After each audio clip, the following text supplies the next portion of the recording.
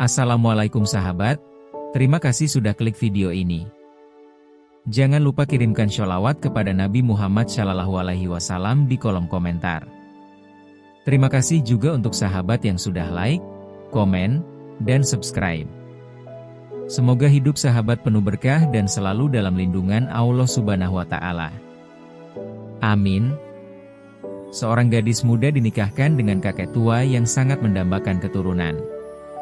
Tak ada yang percaya, hingga malam pertama membawa keajaiban, Wulan langsung mengandung. Kabar ini mengguncang desa, namun di balik kebahagiaan itu, ujian demi ujian datang silih berganti. Akankah mereka menemukan akhir yang bahagia? Simak kisahnya sampai akhir. Di desa terpencil yang dikelilingi sawah luas dan pepohonan rimbun, hiduplah seorang lelaki tua bernama Wiro. Usianya telah mencapai 72 tahun, namun selama hidupnya, ia belum pernah memiliki seorang anak. Dulu, ia pernah menikah, tapi istrinya meninggal tanpa sempat memberinya keturunan. Sejak saat itu, ia hidup sendiri, menanggung sepi dalam rumah kayu sederhana yang mulai lapuk dimakan usia. Namun, ada satu hal yang selalu ia panjatkan dalam doa, keturunan. Ia ingin seorang anak yang bisa meneruskan namanya, seseorang yang akan merawatnya di hari tua dan mendoakannya setelah ia tiada.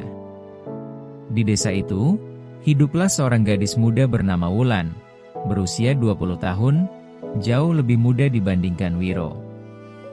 Ia berasal dari keluarga miskin yang selalu dihantui kekurangan. Ayahnya sakit-sakitan, sementara ibunya bekerja sebagai buruh tani dengan upah yang nyaris tak cukup untuk makan sehari-hari. Wulan sadar, ia harus melakukan sesuatu demi keluarganya. Ketika ibunya menyampaikan lamaran dari Wiro, seorang lelaki tua yang sangat ingin menikah lagi, hati Wulan terasa berat. Bagaimana mungkin ia menikahi lelaki yang usianya lebih pantas menjadi kakeknya?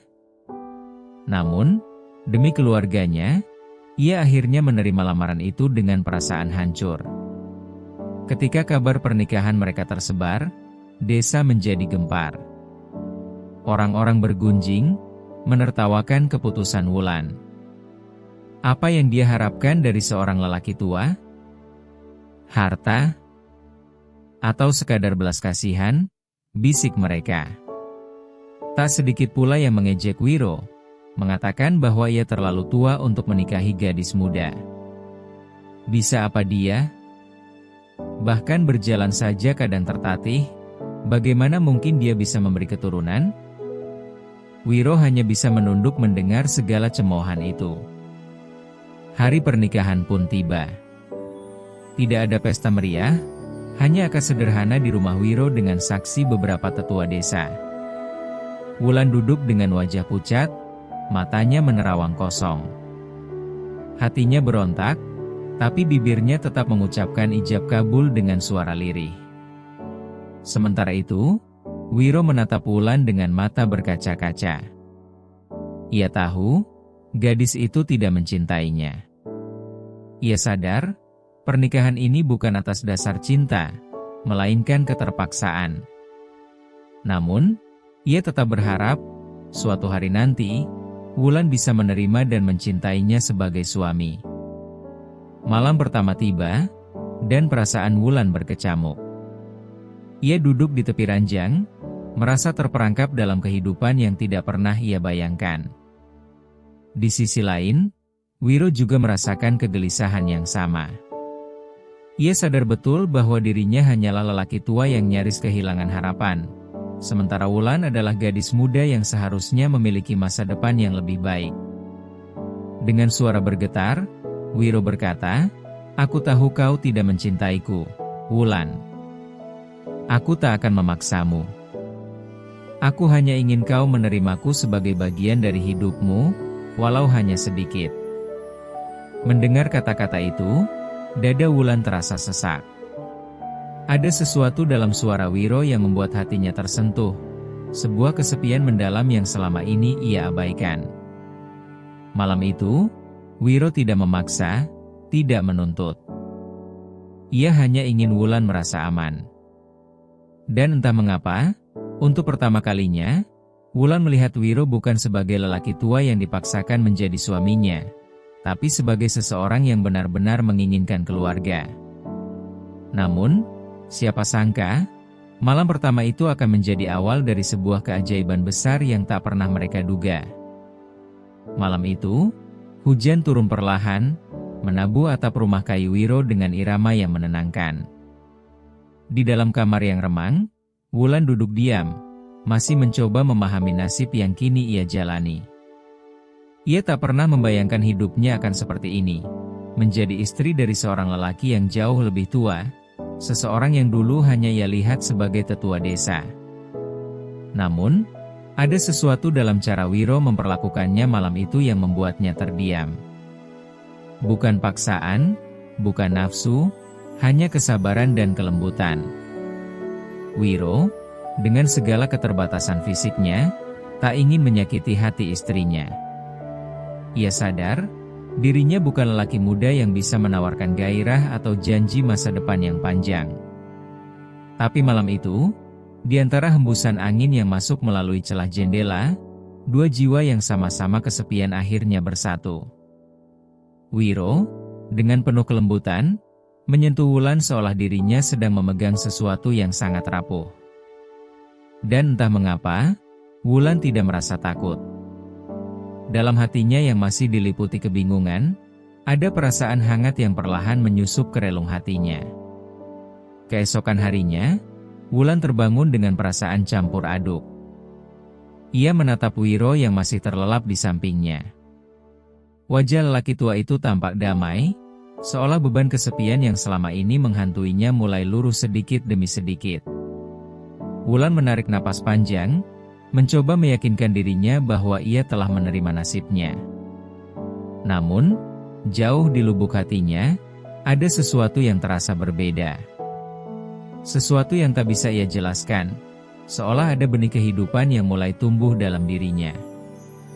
Hari-hari berlalu, dan perlahan Wulan mulai merasakan perubahan pada tubuhnya. Ia menjadi lebih mudah lelah, sering merasa mual di pagi hari, dan ada sensasi aneh yang belum pernah ia rasakan sebelumnya. Awalnya, ia mengira hanya kelelahan akibat stres dan perubahan hidup yang drastis. Namun, saat suatu pagi ia tiba-tiba jatuh pingsan di dapur, Wiro panik dan segera memanggil seorang dukun beranak desa. Wanita tua yang dikenal sebagai Mbah Kirah, seorang tabib tradisional di desa, datang dan memeriksa Wulan dengan seksama. Warga desa yang mendengar kejadian itu mulai berkerumun di depan rumah Wiro, berbisik-bisik dengan penuh rasa ingin tahu. Tak butuh waktu lama sebelum Mbah Kirah mengangguk dan berkata dengan suara lantang, "Selamat, Wulan mengandung." Suasana seketika berubah menjadi hening. Warga desa yang awalnya datang dengan niat mengejek, kini justru terkejut. Bagaimana mungkin seorang lelaki tua seperti Wiro masih mampu memberikan keturunan? Banyak yang tak percaya, bahkan ada yang mengira ini adalah kesalahan atau kebetulan belaka. Namun, Mbah Kirah meyakinkan mereka, tidak ada yang mustahil jika Tuhan sudah berkehendak. Berita kehamilan Wulan menyebar seperti api di tengah musim kemarau. Para tetua desa mulai melihat Wiro dengan cara yang berbeda, tidak lagi sebagai lelaki tua yang renta, tapi sebagai seseorang yang telah menerima keajaiban hidup. Wiro sendiri nyaris tak bisa berkata-kata. Matanya berkaca-kaca saat ia meraih tangan Wulan, seakan tak percaya bahwa impian yang selama ini ia anggap mustahil, akhirnya terwujud. Namun, kebahagiaan itu tak datang tanpa ujian. Beberapa orang masih mencibir di belakang mereka. Ada yang menyindir bahwa Wulan pasti hamil bukan karena Wiro, melainkan dari lelaki lain. Fitnah mulai berhembus di antara penduduk desa, dan Wulan merasakan tatapan-tatapan sinis setiap kali ia keluar rumah. Ia ingin marah, ingin membela dirinya, tapi ia hanya bisa menggenggam tangan suaminya erat, mencari kekuatan dari satu-satunya orang yang kini benar-benar mempercayainya. Wiro, yang biasanya hanya diam saat dihina, kali ini tak tinggal diam. Dengan suara tegas, Ia berkata kepada orang-orang yang mencibir, "Aku tidak peduli apa yang kalian katakan. Ini anakku, darah dagingku. Tuhan telah memberiku berkah di usiaku yang senja, dan aku akan menjaganya dengan seluruh hidupku." Kata-katanya begitu dalam, membuat banyak orang terdiam dan mulai mempertimbangkan bahwa mungkin ini benar-benar keajaiban yang tidak bisa dijelaskan dengan akal manusia. Sejak saat itu, Wiro lebih bertekad untuk merawat Wulan dengan penuh kasih. Ia tidak lagi peduli pada ejekan orang, yang ia tahu hanya satu hal, ia akan menjadi seorang ayah. Dan bagi Wulan, meskipun masih ada ketakutan dan keraguan dalam hatinya, ia mulai melihat Wiro dalam cahaya yang berbeda. Bukan lagi sebagai lelaki tua yang ia nikahi karena keterpaksaan, tapi sebagai seseorang yang benar-benar tulus mencintainya. Dan di dalam rahimnya, kehidupan baru tumbuh, sebuah anugerah yang akan mengubah segalanya. Hari-hari berlalu dengan cepat. Kehamilan Wulan semakin terlihat, dan perutnya yang kian membesar menjadi bukti nyata bahwa kehidupan baru sedang tumbuh di dalam dirinya. Namun, kebahagiaan itu tak datang tanpa ujian. Meski sebagian warga desa mulai menerima keajaiban ini, masih ada yang berbisik di belakang mereka. Fitnah tetap berhembus, menyiratkan bahwa bayi yang dikandung Wulan bukanlah darah daging Wiro. Setiap kali Wulan melangkah keluar rumah, ia bisa merasakan tatapan tajam yang menusuknya. Bahkan beberapa perempuan desa berbisik dengan suara cukup keras agar ia mendengar. Bagaimana mungkin lelaki setua Wiro masih bisa menghamili seorang gadis muda? Jangan-jangan ini ulah lelaki lain. Wulan hanya bisa menundukkan kepala, menahan perasaan yang bercampur aduk antara kesedihan dan kemarahan. Namun, di tengah semua itu, Wiro tetap berdiri di sampingnya. Ia tak pernah membiarkan istrinya menghadapi cemoohan sendirian. Setiap kali seseorang mencurigai Wulan, Wiro akan menatap mereka dengan tajam dan berkata dengan suara penuh keyakinan, "Anak ini adalah darah dagingku. Aku tak peduli apa yang kalian katakan. Aku tahu kebenarannya." Kata-katanya selalu berhasil membuat orang-orang bungkam, meski tatapan curiga tetap mengikuti mereka.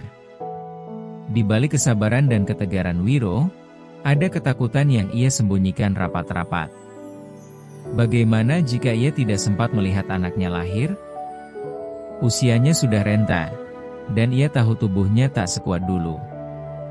Kadang-kadang, di malam yang sunyi, ia duduk di beranda rumah, menatap langit penuh bintang sambil berdoa, memohon umur yang cukup untuk melihat dan membesarkan anaknya. Bulan demi bulan berlalu, dan kehamilan Wulan semakin mendekati waktunya.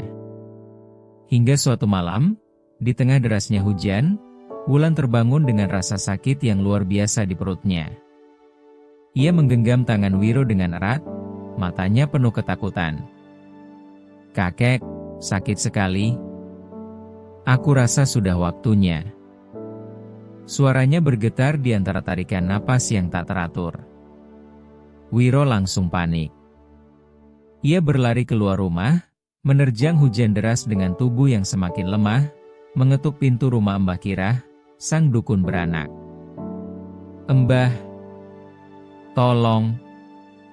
Wulan mau melahirkan." Nafasnya tersengal-sengal, tubuhnya basah kuyup, tapi tak sedikit pun ia peduli. Tak butuh waktu lama, Mbah Kirah tiba di rumah mereka bersama beberapa perempuan desa yang bersedia membantu. Wiro menunggu di luar kamar dengan perasaan yang tak menentu. Ia mendengar suara jeritan Wulan dari dalam, membuat hatinya seperti diremas-remas.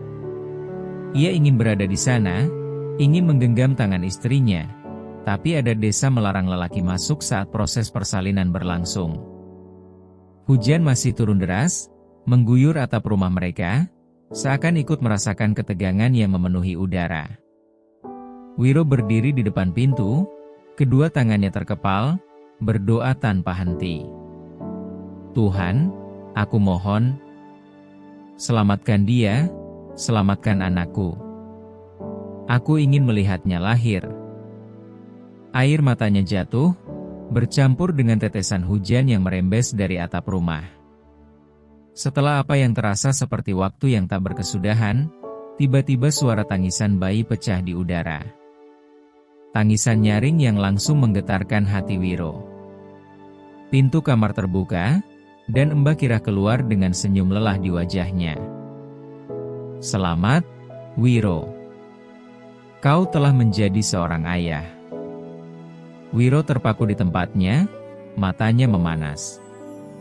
Dengan langkah tertatih, ia memasuki kamar dan melihat pemandangan yang akan selalu ia kenang seumur hidupnya. Wulan terbaring lemah, wajahnya penuh keringat, tapi ada senyum lembut di bibirnya saat ia menggendong bayi kecil berkulit merah itu. Wiro mendekat dengan tangan bergetar.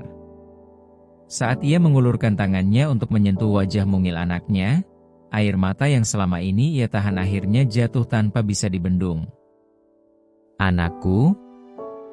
Suaranya bergetar, penuh kebahagiaan yang tak bisa diungkapkan dengan kata-kata.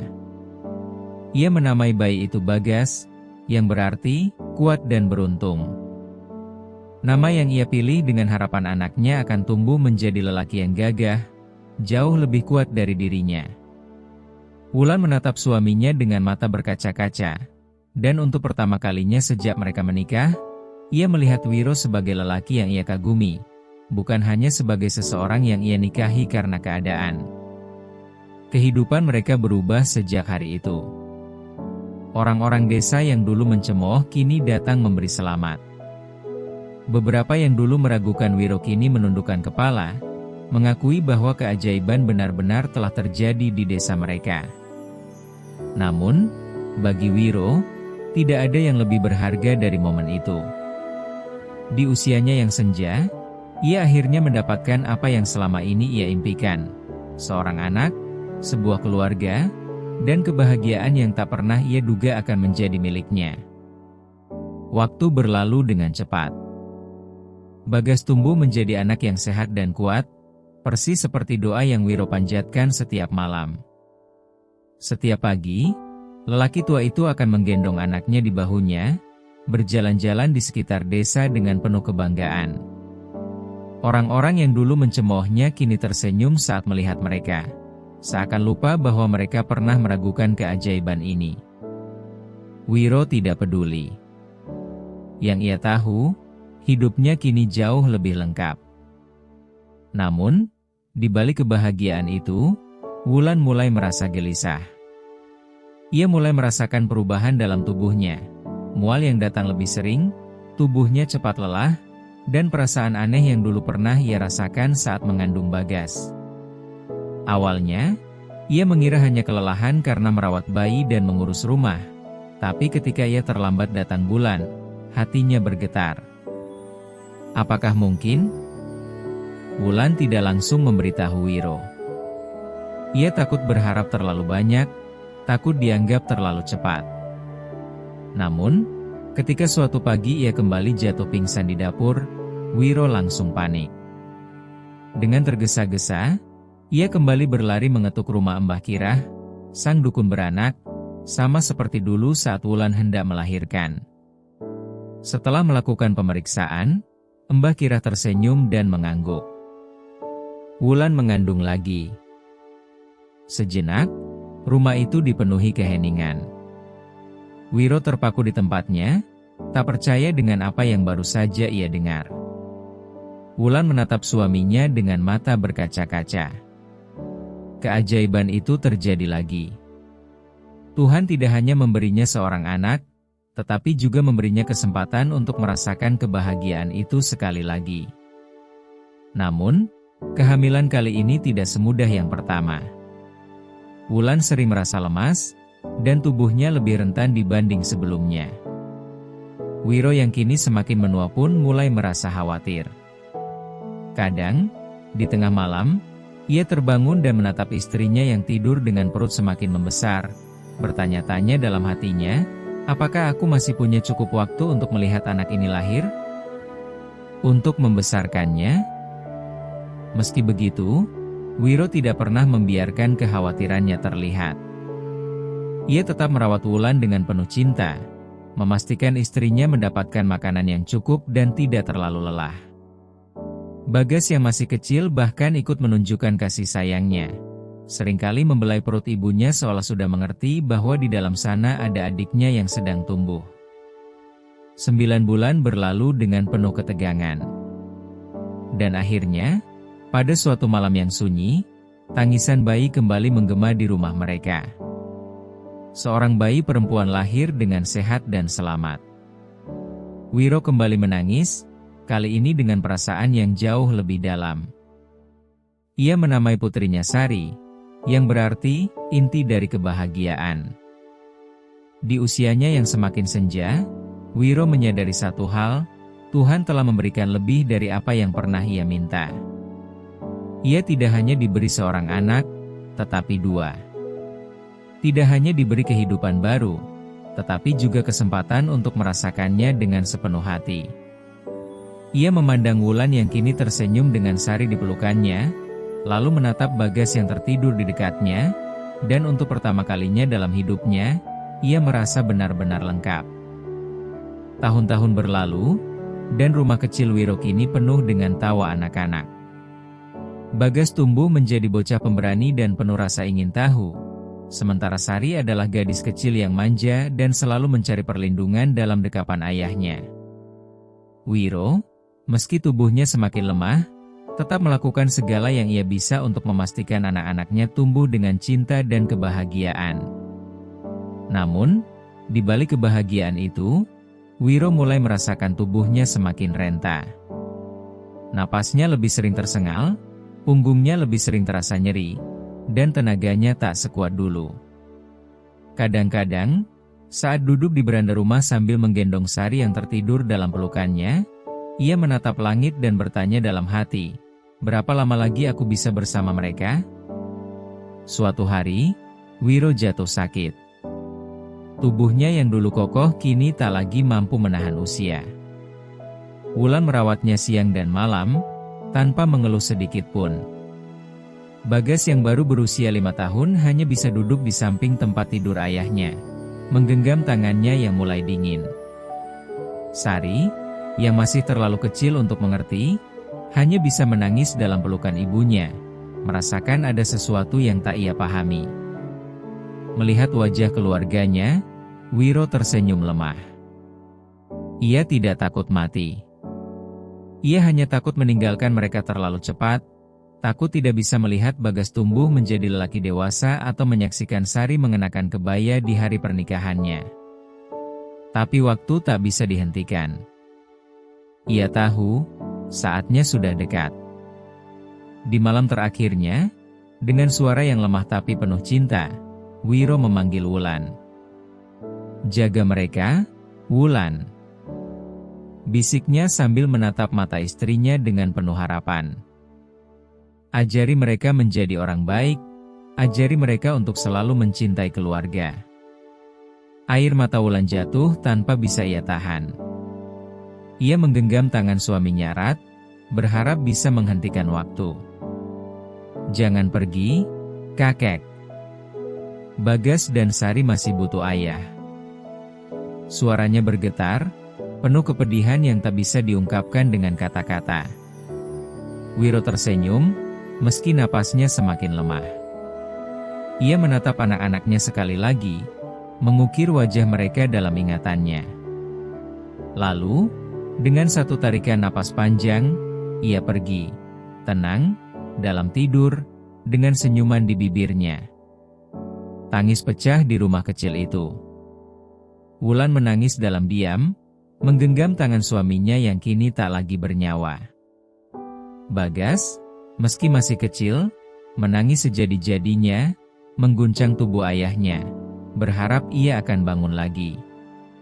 Sari hanya bisa memeluk ibunya, merasakan kesedihan yang begitu mendalam meskipun ia belum mengerti apa yang sebenarnya terjadi. Namun, meski kepergian Wiro meninggalkan luka yang mendalam, ia tidak pergi dengan sia-sia. Ia meninggalkan 2 anak yang akan tumbuh menjadi penerusnya, dan seorang istri yang akan selalu menjaga cinta dan kenangan tentangnya. Ia mungkin telah pergi, tapi cintanya akan terus hidup, dalam tawa anak-anaknya, dalam kenangan yang mereka simpan, dalam setiap doa yang mereka panjatkan. Dan di bawah langit yang kini dipenuhi bintang, Wiro pergi dengan damai, meninggalkan dunia dengan hati yang penuh cinta, dan janji yang telah ia penuhi sebagai seorang ayah.